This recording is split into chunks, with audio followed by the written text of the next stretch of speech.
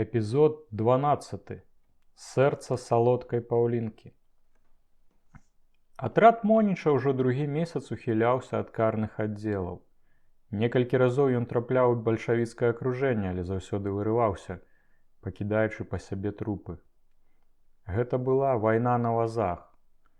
Карнікі забіралі ў сялян фурманкі, у якіх потым узброены да зубоў ездзілі па вёсках, ганяючыся за белымі бандытамі і контррэвалюцыянерамі.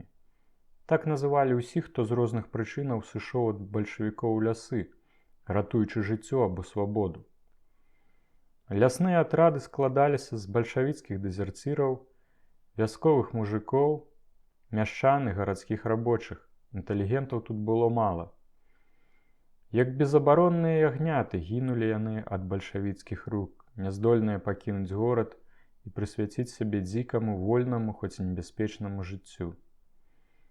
Сіла гэтых атрадаў палягала ў тым, што яны дасканала ведалі мясцовасць, хутка перамяшчаліся і да іх прыхільна ставіліся тутэйшыя людзі.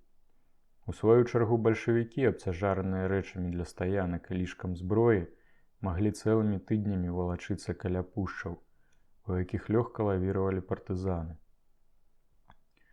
Некаторыя атрады трымалі паміж сабой сувязь, каб пры патрэбе гуртавацца ў большыя аддзелы. Звычайна гэта былі невялікія аб'яднанні ад 20 да 50 чалавек, але ў лясах хавалася і некалькі большых груп. Не сыходзілі з вуснаў у той час псеўданімы беларускіх партызанскіх атаманаў, Крука і Дзергача, сапраўдных прозвішчаў якіх я не назаву. Моніч час ад часу кантактаваў з імі, але трымаўся асобна. Ён быў занадта смелы і незвычайна цаніў свабоду, каб некаму падпарадкоўвацца. Са сваімі людзьмі ён вандраваў з аднаго павета ў іншы, перакрочваў межы губерній і гуляў у шахматы са смерцю. Людзі ў яго былі надзейныя, выбраныя з сотняў, таму ягоны атрад, які налічваў блізу 50 чалавек, быў згуртаванай, дружнай і адчайнай групай. Узброеныя яны былі даволі лёгка, але гэтага было дастаткова. Толькі некаторыя з іх мелі кавалерыйскія карабіны, рэшта запаслася пісталетамі і гранатамі. Ва ўсёй групе быў толькі адзін лёгкі кулямёт. Харшоў трымалі пры сабе нешмат. У іх было досыць грошай з бальшавіцкіх касаў ды ўстаноў, таму яны заўсёды куплялі па вёсках свежыя прадукты, каб не перагружацца запасамі. Тыдзень таму іхны лагер акружылі вялікія сілы. Ззаду ў іх была дрыгва, спераду моцнае згуртаванне бальшавікоў. Толькі ўдзень яны зразумелі, што трапілі ў пастку. Правялі нараду. Пастанавілі, што ўначы будуць прарывацца, бо назаўтра маглі заатакаваць бальшавікі. У Моніча было 47 чалавек. На варце ён пакінуў 10, рэшту адправіў адпачываць. «Кладзіцеся спаць, хлопцы, бо вечарам будзе горача, а потым чакае далёкая дарога». Сам з 2 байцамі выбраўся абследаваць тэрыторыю. Балота аблягала іх ззаду паўкругам, падобным да сагнутага лука. А абшар перад імі быў нібы цецівой гэтага лука. Іх абстралялі чырвонаармейцы, якія пільнавалі гэты ўчастак. Яны адказалі некалькімі стрэламі і вярнуліся ў лагер. Яшчэ раз праверылі на штабной карце ваколіцу і вызначылі кірунак маршу. Пастанавілі ўдарыць блізу поўначы, у сярэдзіну цецівы і прабіцца за 3 кіламетры ў іншыя лясы, праз якія можна было выйсці да Барысава. Моніч спаў нядоўга. Прачнуўся пад вечар і змяніў варту, узмацніўшы яе адпачыўшымі людзьмі. Рэшту пагнаў працаваць, загадаў ім раскласці ў адну лінію ўздоўж левага боку цецівы 7 кучаў дроў. Калі пачало шарэць, іх падпалілі. Сабралі хор, які спяваў розныя беларускія і расійскія песні. Надышла ціхая летняя ноч. Моніч наказваў, каб партызаны вячэралі, не шкадуючы ежы і пуза. Потым склікаў усіх. Сцягнуў нават варту, прамовіў: «Дзецюкі, нам перагарадзілі дарогу. Але выхад у нас тут», – паказаў на свой пісталет. «Праз паўгадзіны выпраўляемся ў дарогу. Усім трэба зняць боты і падрыхтаваць зброю. 4 чалавекі застануцца ненадоўга ля вогнішча. Іхняе заданне спяваць і шумець колькі моцы. Калі зоймем пазіцыю, то яны перабягуць да нас, а мы прыкрыем іх гранатамі. Не першы раз. Усім трымацца разам. Вогнішчы палалі штораз мацней. Вогненныя языкі шугалі да вершалінаў дрэў. Нехта зацягнуў досыць добрым голасам і з пачуццём. Нас клеча, хлопцы, бор зялёны, зямлянкі выкапаем там. Ноч матка ваяроў заслоніць, а бацька лес дасць волю нам. Яшчэ некалькі галасоў далучыліся да спеву, а мелодыя горда ды смела плыла над зямлёю, па якой нязграбна цялёпкаліся партызанскія ворагі. Калі песня закончылася, хлопцы пачалі граць на губным гармоніку. А тым часам 43 узброеныя мужчыны босымі нагамі ціхенька сунуліся наперад. Моніч ішоў самы першы з 2 пісталетамі ў руках. Усе рухаліся асцярожна, без аніводнага шороху, гэтак як некаторыя шпіёны і рэдка хто з кантрабандыстаў падчас пераходу мяжы. Моніч адчуваў, што яны непадалёк ад бальшавіцкай лініі. Ягонае вуха выхапіла нават ціхія галасы. Нешта звякнула за 10 метраў ад яго. Пастаяў, потым ціха пайшоў уздоўж шэрагу. Наказваў кожнаму шэптам: «Сядай, абувай боты». Калі шэраг закончыўся, паспяшаўся ў бок вогнішчаў, адкуль даляталі гукі гармоніка. «Хлопцы, хутка за мной!» Грань не сціхла. Вярталіся да рэшты. Моніч загадаў ім таксама сесці і скора абуцца. Сам сеў каля іх і праз некалькі секундаў быў гатовы. Цяпер рухаўся вельмі павольна. У сваіх людзях ён не сумняваўся. Разам з імі пабываў і на возе, і пад возам. Яны сунуліся малой калонай па 4 чалавекі ў радку. Між шэрагамі былі метровыя прамежкі. Вогнішчы палалі далей. Гранаты прылягалі да далоняў. Моніч і каля 10 найбліжэйшых яго байцоў разышліся і на сігнал адначасова шпурнулі гранаты. Раз і наступны. Пасля выбухаў кінуліся ўперад, беглі і стралялі распорад уперад і па баках, калі заўважалі чалавечыя фігуры. Моніч двойчы пераскочыў праз людскія целы, забітых, раненых або тых, хто са страху туліўся да зямлі. Досыць шыбка партызаны пераадолелі блізу 200 метраў. Потым тыя, што былі наперадзе, запаволілі бег. Праз 300 метраў спыніліся. Падбегла рэшта. Ззаду стрэлаў не было. Толькі збоку нервова звягаў кулямёт. Побач у вёсцы таксама нехта страляў. Пэўна, там размясцілася камандаванне карнай экспедыцыі. Моніч выклікаў аднаго з партызанаў, які добра ведаў гэтыя мясціны, і сказаў: «Павядзеш да Куляшова, добра ведаеш дарогу». «А як жа, тут сцежкамі і дойдзем». Моніч знарок адпавёў атрад на поўнач, каб заплытаць пераследнікаў і потым змяніць кірунак. Ён намерваўся пакінуць у той вёсцы след. Ведаў, што там месціцца валасны выканкам, які ахоўваюць 2 атрады чырвонаармейцаў. За гадзіну яны прайшлі 5 кіламетраў і дабраліся да Куляшова. Вясковая вуліца была пустой. Прысталі. Крыху параіліся і рушылі далей па вуліцы. У цэнтру вёскі на лавачцы пад валасным выканкамам сядзеў салдат. Ён вартаваў установу. Моніч і 2 партызаны ішлі першыя. Пясок глушыў іхнія крокі. Вартавы заўважыў іх толькі тады, калі яны апынуліся ў яго пад носам. Партызаны забралі ў яго карабін і даткнуліся металічнай руляй да ягонага носа. «Толькі піскні, атрымаеш кулю ў лоб. Вядзі да камандзіра атрада». Праз некалькі хвілін з ложкаў была выцягнутая ўся ахова валаснога камітэта. У іх забралі зброю і рыштунак. Узялі харчы і вялікі медны чайнік. «Хто начальнік варты?» – пытаўся Моніч у людзей, якія трэсліся ад страху і стаялі ў адным споднім з паднятымі ўгору рукамі. Усе маўчалі, але хутка ўсё, што трэба, выявілася. Моніч загадаў начальніку ісці ўперад і завесці іх да старшыні валаснога камітэта. Зайшлі ў ягоны дом і зрабілі ўсё, як мае быць. Загадалі аддаць зброю, валасныя дакументы і пячаткі. Правялі павярховы обшук. Знайшлі пуд цукру і шмат махоркі. Моніч звярнуўся да валаснога старшыні і паказаў яму пальцам на начальніка варты. «Садані яму ў морду!» Той завагаўся. «Ну!» Моніч падняў уверх пісталет. Старшыня лупянуў малодшага афіцэра. «Не так! Добра ўвалі!» Старшыня ударыў мацней. «Цяпер ты дай яму дыхту!» Малодшы афіцэр гэтак гахнуў прадстаўніку цывільнай улады ў зубы, што той аж прысеў. «Цяпер ты яму гваздані!» Разбор быў закончаны. Моніч скіраваўся ў валасны будынак і пакруціў ручку палявога тэлефона. Пазваніў у вёску, каля якой яны толькі што былі. Ён раней даведаўся, што там стаіць карны батальён. Тэрмінова выклікаў на важную размову камандзіра. Неўзабаве казаў у слухаўку.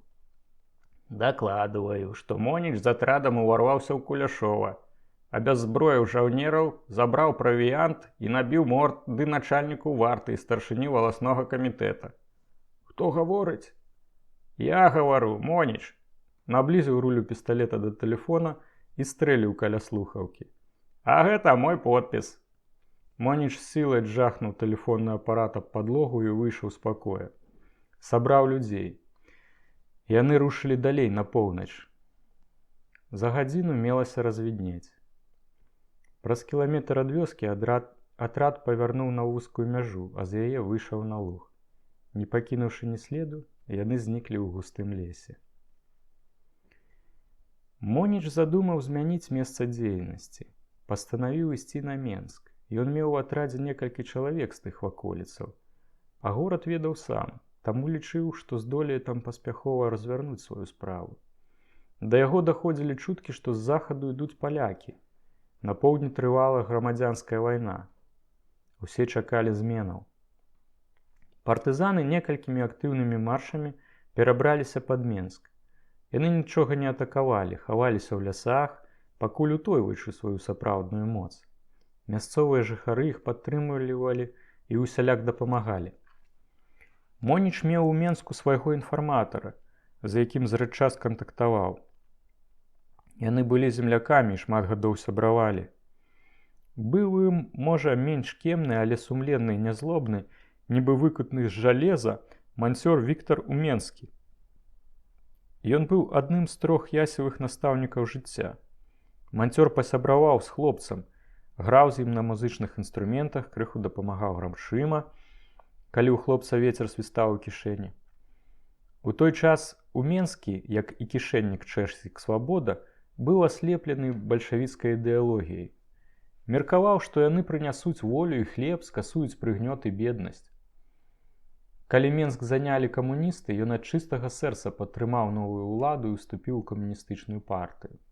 Яго адразу прызначылі кіраўніком электрастанцыі, у якой ён папярэдне быў манцёрам. Але Уменскі не быў бездумным інструментам у руках чырвоных. Калі пабачыў вялікую розніцу паміж тым, што гаварылі партыйцы, і тым, што насамрэч рабілі, ён зрабіўся тайным ворагам бальшавізму. Не мог адкрыта выступіць супраць іх, таму дзейнічаў праз сабатаж і чакаў нагоды, каб прыціснуць за горла вызваліцеляў пралетарыяту. Моніч калі-некалі бываў у Менску і ўвайшоў з ім у кантакт. Яны з узаемным даверам абмеркавалі сітуацыю. Уменскі хацеў знішчыць электрастанцыю і ўцячы ў лес, але Моніч, больш цямкі, адгаворываў яго. «Не варта. Хітрэй будзе, калі застанешся на сваім месцы. Больш сала зальеш бальшавікам за скуру, чым у лесе. Там смелых людзей шмат, а тут няма. Будзем працаваць на 2 франты. Можа, ўжо скора надыдзе час, калі давядзецца ўзяцца за гарачую работу. Тады, братка, зможаш здзейсніць то, што і не снілася. А пакуль будзь асцярожны, гуртуйся з адпаведнымі людзьмі, збірай інфармацыю для зялёных. Я трымаю сувязь з некалькімі групамі. Людзі ёсць, а звестак з Менска мала. Твая дапамога будзе тут неацэннай». З таго часу мінула некалькі месяцаў. Уменскі старанна ўзяўся за працу, збіраў інфармацыю. Праз сувязных перадаваў яе Монічу, а адначасова спрытна займаўся сабатажам. што было значным амбарасам для гарадскіх уладаў. Бальшавікі ўмелі вербаваць прыхільнікаў на адлегласці, але там, дзе яны з'яўляліся самі, множыліся іхныя ворагі. Адныя ненавідзелі іх употу, зносячы прыніжэнне. Іншыя, нешматлікія, якія былі ў стане перамагчы страх смерці, у якіх гонар перавышаў інстынкт, змагаліся з імі як маглі. Эпізод 12. На першы погляд у доміку на вуліцы Захарыўскай пад нумарам 157 усё было цудоўна. Баран пачуваўся ў адноснай бяспецы. У існым гармідары ягоная справа ўцёкі з турмы не цікавіла ані паліцыю, ані следчы аддзел. Аліку было тут выгодна. Паніч, Ясь, жыў побач. На ўсялякі выпадак Алік зрабіў каля печкі вузкі, завешаны рыззём лаз. Пры небяспецы баран мог лёгка вышмыгнуць у Ясеву кватэру, а адтуль выбегчы на падворак. Раніцай Паўлінка звычайна замыкала кватэру на ключ, пакідаючы адчыненыя каніцы толькі ў адным акне, дзеля святла. Знутры шыбу прыкрывала фіранка. Баран мог выходзіць з дома толькі праз ход, які вёў у Ясеву кухню. Там звычайна завіхалася Настка. Баран змяніў выгляд, згаліў вусікі, якія выраслі ў турме, адзяваўся інакш чымся звычайна, калашыны спускаў на боты, памяняў нават крыху стыль паходкі. Дакументы ў яго былі сапраўдныя, але на прозвішча чалавека, які даўно з'ехаў з горада. Яны былі цалкам надзейныя. Цяпер Алік рабіў вылазкі ў горад. Некалькі разоў паўдзельнічаў у супольнай рабоце блатных. Адзін раз яны абакралі цягнік, здабыўшы шмат харчоў. Амаль усе грошы з продажу сваёй долі ён аддаў Паўлінцы, якая адразу ж накупляла золата. Аддаў ёй таксама 2 свае залатыя чырвонцы, якія некалі ёй паказаў. Аднак і словам не азваўся пра скарб, закапаны пад будкай мілага. Яго не пакідала думка з'ехаць з Мінска і з тымі сродкамі пачаць новае жыццё ў Вільні. Праз тыдзень пасля ўцёкаў з турмы баран неяк расказаў каханцы падчас сняданку: «Паўця, давай з'едзем адсюль». Кабета глянула на яго шырокімі вачыма. «Куды?»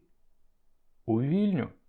Там з грашыма можна добра жыць, а іх у цябе не будзе бракаваць, пабачыш».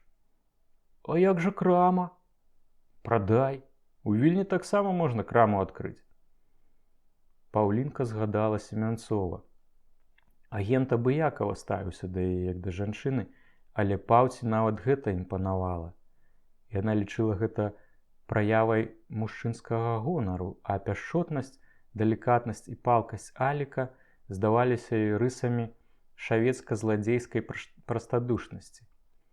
Затрэсла галавой і упэўнена сказала: «Я адсюль не паеду. Ты думаеш толькі пра сабе. Баішся, што цябе заграбуць. А я хачу зарабляць, каб добра жыць». «Нічога я не баюся, толькі пра цябе думаю.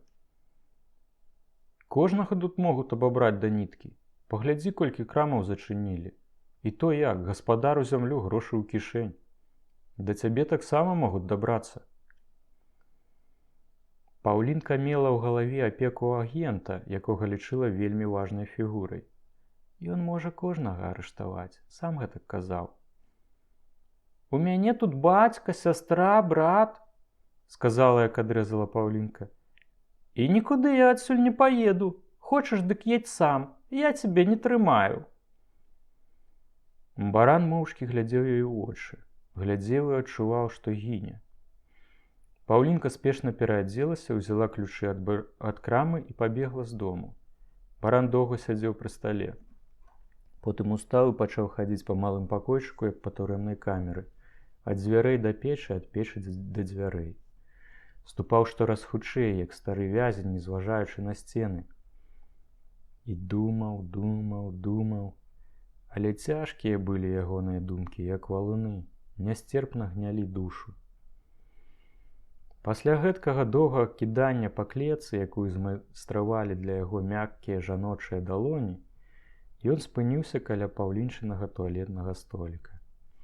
Перад люстэркам ляжаў вялікі грэбень. Баран, задумаўшся, Узяў яго ў рукі і глядзеў амаль не бачачы. Потым заўважыў валасы. Яны паўкручваліся аб кол зубоў і засталіся. Баран не зводзіў вачэй з валасоў. Ціха прашаптаў: «Усё кепска, паўця». Потым пацалаваў блытаныя ў зубы валасы, адклаў грэбень на месца, але адразу ж зноў яго ўзяў. Сцягнуў адтуль валасы, склаў іх, загарнуў у паперу і схаваў у кішэнцы для гадзінніка. «Усё кепска, паўця», круцілася ў ягонай галаве. Ён і не падазраваў, што цалаваў і схаваў не паўчыны валасы, а агента Семянцова, які начаваў тут 2 тыдні таму і часаўся пры люстэрку. Злодзей, позірк якога выхопліваў найменшыя драбніцы, нібы аслеп і нават не заўважыў таго, што валасы, хоць таксама светлыя, мелі іншае адценне. Баран пасунуўся на маліну да Казіка Марэцкага. Блатны жыў цяпер у касе залатой трубы. Там жа быў і Мілы. Баран не забраў дварняка назад у будку. Ведаў, што палюбоўніца не зносіць сабаку і хутка адкрыў, што звярок яе таксама ненавідзіць. Таму палічыў за слушнае, каб яны былі здалёк адно ад аднаго. Мілы не сядзеў цяпер на ланцугу. Ён меў сваю ляжанку пад прыступкамі ганка. Яго добра кармілі і даглядалі. Ён хутка паправіўся. Поўсць блішчэла, як шоўк. Барана ён вітаў скачучы ледзь не пад дах і матляючы хвастом. А злодзей браў яго на рукі, калыхаў як дзіця, размаўляў як з чалавекам. Яму як ніколі шчыра адкрываў сваё сэрца. «Паўця подлая, сабачка мой даражэнькі, прападу я з ёй, няма мне з ёй жыцця, што рабіць, цюцька?»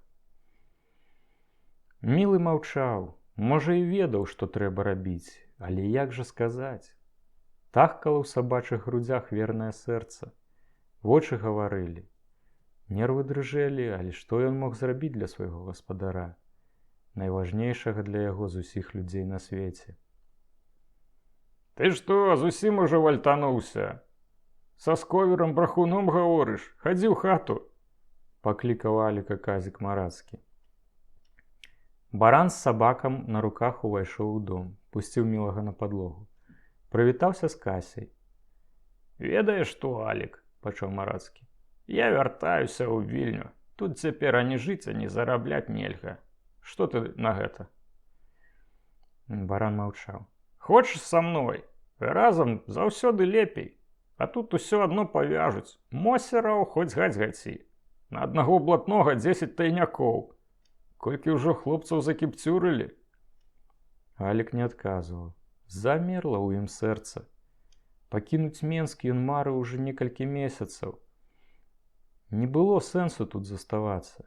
Таму і намаўляў Паўлінку паехаць. Казікава прапанова пацверджвала ягоную рацыю. Але Паўлінка падарыла яму шчасце, гэтак міла і чула прывітаўшы яго пасля вязніцы. Ён не ведаў, што ёй кіраваў толькі страх перад ім. Задобрывала яго. Сёння, аднак, зразумеў, што ягоны лёс ёй не свярбіць, не баліць, а Казік настойваў. «Дык як? Да молата ты ў Вільню?» А раптам Баран, нечакана для самога сябе, ціха сказаў: «Добра».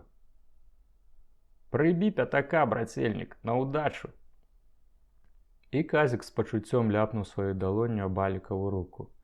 Баран, які рэдка сам прапановаў выпіць, запытаў: «Ёсць гарэлка?» «Гаміры, хоць заваліся!» «Цягні!» Баран піў, амаль не закусваючы. Куляў чаркі, нібы спяшаўся, а Казік малоў языком, як ім найлепш плітаваць з Мінска, як потым уладкавацца ў Вільні. Баран чуў ягоны голас, але не разумеў яго. Яны, аднак, дамовіліся, што вечарам адправяцца з горада. Баран паглядзеў на гадзіннік. Была 11-я гадзіна. Падумаў, што Паўлінка вяртаецца з працы о 19-й. Сказаў захрыплым голасам: «Добра, увечары о 9-й чэшам. І Мілы з намі». Сабака, нібы згаджаючыся, ласкава схапіў яго зубамі за руку. Паўлінка подбегам ляцела ў краму. Са злосцю адмыкала замкі і аканінцы.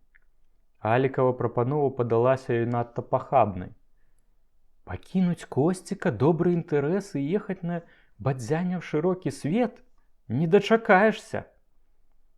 Яна некалькі разоў у голас паўтарыла апошнія словы і патрэсла ў паветры кулаком. Меркавала, што баран навечна прывяжа яе да сабе. Думала, што ён пазбаўляе яе шчасця. Не разумела, што хапіла б адной сур'ёзнай размовы, і ён назаўсёды знік бы з ейнага жыцця, нават калі б ягонае сэрца сплывала крывёю. Ведала, што Алік яе кахае, але лічыла, што яна заслугоўвае большага, а ягоная сіла характару і адвага палохалі яе, як і кожную слабую і пустую душу. Яна была не ў стане ісці прамой дарогай, шукала адгаворак. Яна была з гатунку фальшывых, эгаістычных і баязлівых людзей, якія былі б здольныя некага бессаромна забіць нават дзеля невялікай выгады, калі б ведалі, што за гэта ім нічога не будзе. Гандаль у краме ішоў сёння блага. Пару разоў яна памылілася, выдаючы рэшту. У галаву няспынна лезлі думкі пра барана і агента. Паўця параўноўвала іх між сабою, заўсёды не на карысць Аліка. Па баранавым вяртанні Паўлінка бачылася з агентам толькі аднойчы. Праз 3 дні пасля дамоўленага спаткання. Выкарыстала нагоду, бо баран пад вечар заявіў, што не вернецца начаваць дадому. Меўся ісці з блатнымі на работу. Дзяўчына адразу ж пайшла на кватэру да Семянцова. Яго, аднак, не было ўдома. Чакала цягам гадзіны, а калі ён з'явіўся, кінулася яму на шею і пачала выбачацца, што не прыйшла на спатканне. «Тата хварэе, а тут усё навалілася, і крама, і дом, і хворы бацька». Агент раўнадушна выслухаў апраўданні. Ён таксама не прыйшоў на сустрэчу, але Паўлінка аперадзіла яго сваім прызнаннем, і ён пра гэта прамаўчаў. Абыякавасць агента і ягоны холад прыцягвалі Паўлінку. Яна прынесла яму значную суму грошай, пакінутых ёй Алікам, уручыла каханку. «Вазьмі, Костік дарагі, табе спатрэбяцца». Узяў і нават не падзякаваў. Ён паблажліва зносіў Паўлінчына паднашэнне і гарачыя дотыкі. Выходзячы з кватэры, Паўка кінула: «Цяпер, Костік каханы, не хутка пабачымся. Але, можа, тата ачуняе, не нудна табе без мяне?» «Не». «А мне страшна сумна, бывай». Цяпер думка пра Косціка ўсё больш яе ментрэжыла. Яна пакінула ў краме памочніцу, забрала з касы буйнейшыя банкноты і пабегла дадому. Скажу шаўцу, што да бацькі паклікалі. Але барана не было. Ён акурат пайшоў да Казіка Марэцкага. Паўлінка прыгожа адзелася і скіравалася ў цэнтр. Яна не думала прызнавацца агенту, што баран злодзей. Проста хацела параіцца, што рабіць далей. Меркавала расказаць, што баран з яе здзекуецца, абірае, хоча вывесці адсюль. Спадзявалася, што Семянцоў яе кахае, толькі ён занадта ганаровы пан, каб гэта паказваць. Ён дакладна падкажа, што рабіць. Агентава кватэра, аднак, была на замку. Апанаваная сваімі думкамі і планамі, нягледзячы на забарону, яна пайшла да агента на працу. Там чакала на калідоры, крыху баючыся зайсці ў канцылярыю, і нарэшце дачакалася, калі ён выйшаў. Семянцову акурат былі патрэбныя грошы. Прагуляўся ў карты, а для хабару неяк не было нагоды. Таму, пабачыўшы Паўлінку на калідоры, ён не раззлаваўся. Падышоў да яе, прывітаўся і сказаў: «Прыемна цябе бачыць.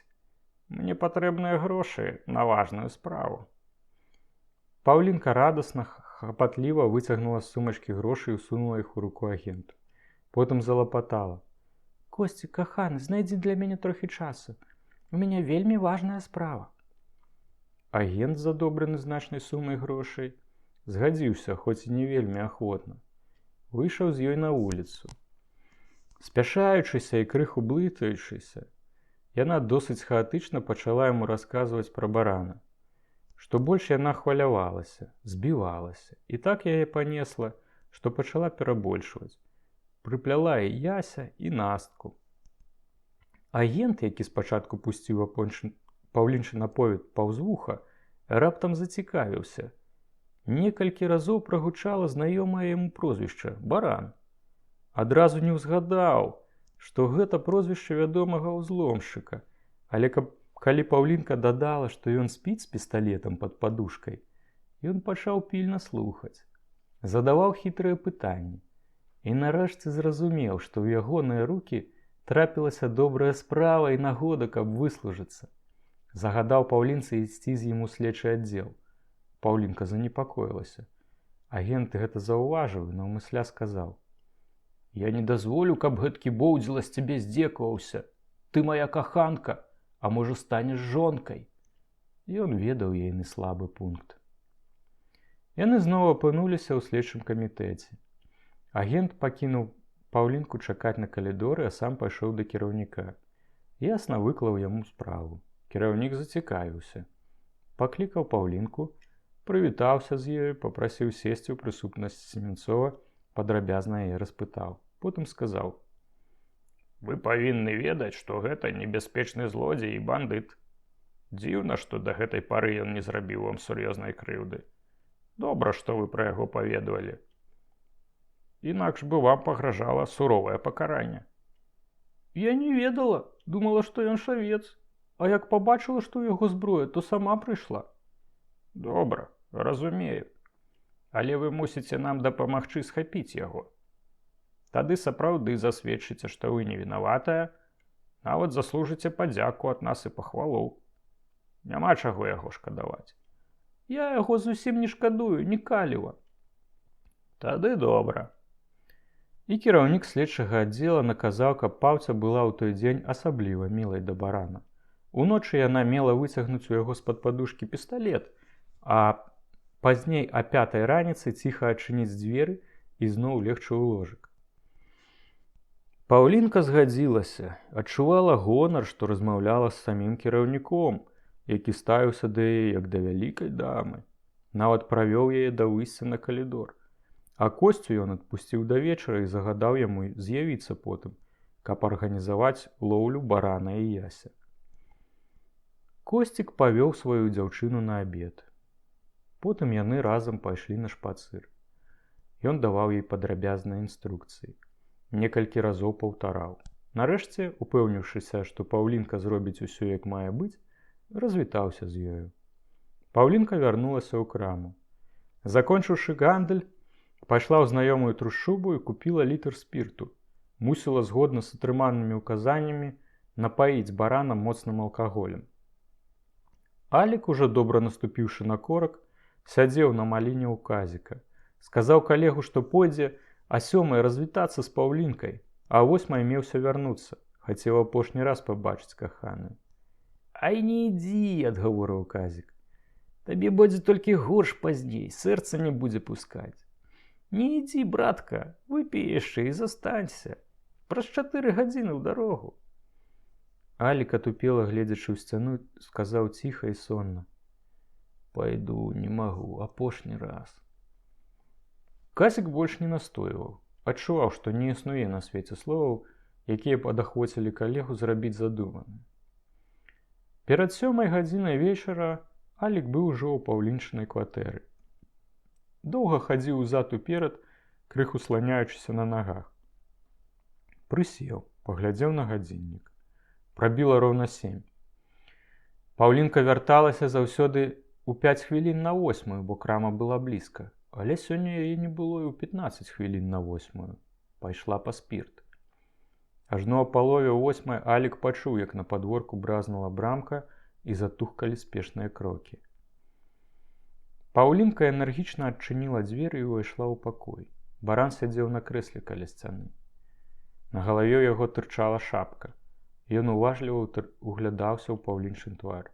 Здзівіўся, што яна мела на сабе новы прыгожы касцюм, ягоны колішні справунак, а не тую сукенку, у якой з раніцы выйшла ў краму. «Добры вечар, Алічак, спазнілася, прайшлася троху. Хадзіла адведаць тату». «У новым касцюме?» Паўлінка пачала тлумачыцца, што хацела добра выглядаць перад семейнікамі. Баран прапусціў усе словы між вушэй. Хціва глядзеў у ейны твар, сачыў за кожным рухам. Праз некалькі хвілінам устаў. Паўлінка прыкмеціла ягоны трывожны выраз твару, а баран глуха задуднеў. Заставайся з Богам, Паўця, назаўсёды. Калі чым я цябе пакрыўдзіў, то прабач. Ніколі гэтага не хацеў. Паўлінка здзервянела. Зараз і след па ім вецер змяце, а я ж абяцала Косціку да ягонаму начальніку, што памагу яго злавіць. Алічак, што ты кажаш? Нічога не цямлю. Ад'язджаюць з Менска. Сёння. Назаўжды. Алічак, не! Застанься, як можаш, што зрабілася? Нічога, Паўця, бывай. Пайшоў да дзвярэй. Чуў, што не можа вытрымаць, калі яшчэ хоць крыху затрымаецца. Праз 15 хвілін меў вярнуцца на маліну да Казіка. Баяўся нават дакрануцца да яе далоні на развітанне. Паўлінка кінулася да яго. Чакай, Алічак, чакай, толькі адно слова. Еду з табой, не хачу без цябе жыць. Ты прасіў, каб я ехала з табою ў Вільню. Еду, усё кіну дзеля табе. Пасварыліся, ну дык і што? Бачыш, во! Яна распакавала з паперы бутэльку спірта. Купіла для цябе, каб разам выпіць і цябе перапрасіць. Я цябе таксама кахаю, толькі не кажу пра гэта. Баран стаяў і як слуп шырокімі вачыма спаглядаў на каханку, потым узрушана загаварыў. Што ты са мною робіш, Паўця? Нічога, Алічак, каханы, тое, што чуеш. Едзеш адсюль, я еду, от зараз. Кіну рыну ўсё і еду з табою. Праўда? Каб мне з места не рушыцца. Чакай, як жа тут зрабіць? Ты ж мусіш сабрацца, навошта ж усё так знянацку кідаць? Ці паспееш усё давесці да ладу за 2 дні? І за 1 дзень дам рады, абы з табой. Баран прыняў рашэнне і уздыхнуў з палёгкай. Добра, пайду да калегі, дамоўлюся, каб выехаць праз 2 дні. Ідзі, Алічак, але скоранька вяртайся, бо я буду хвалявацца. А я тым часам падрыхтую вячэру. Як тады, калі ты выйшаў з турмы. Падбегла да Аліка і моцна пацалавала яго ў губы. Ідзі і зараз жа вяртайся. Баран шпарка ішоў на камароўку. Яго несла радасць. У грудзях бушавала шчасце. Весела заляцеў на Казікаву маліну і таропка пачаў тлумачыць. Дружа, дарагі, усё інакш закруцілася, Паўлінка таксама з намі едзе, разумееш, дружа? Я на 7 небе ад шчасця, пачакай 2 дні, га? Паслязаўтра вечарам паедзем. Сам жа ведаеш, што не хочацца столькі рэчаў на вуліцу выкідваць. Прадамо ўсё і рушым. Марацкі згадзіўся, хоць гэта яму зусім не пасавала. Ён быў падрыхтаваны да падарожжа. Цяпер мусіў змяніць планы. Ён не мог адмовіць дружбаку, ды і не вельмі хацелася аднаму выпраўляцца ў далёкі шлях. Праз 10 хвілін ногі самі неслі Аліка на залатую горку. Зайшоў у дом з усмешкай на твары і пабачыў прыгожа ўбраную Паўлінку і застаўлены прысмакамі стол. Гарэлка была вельмі моцная і несмачная, але Аліку вельмі спадабалася. Закускі таксама.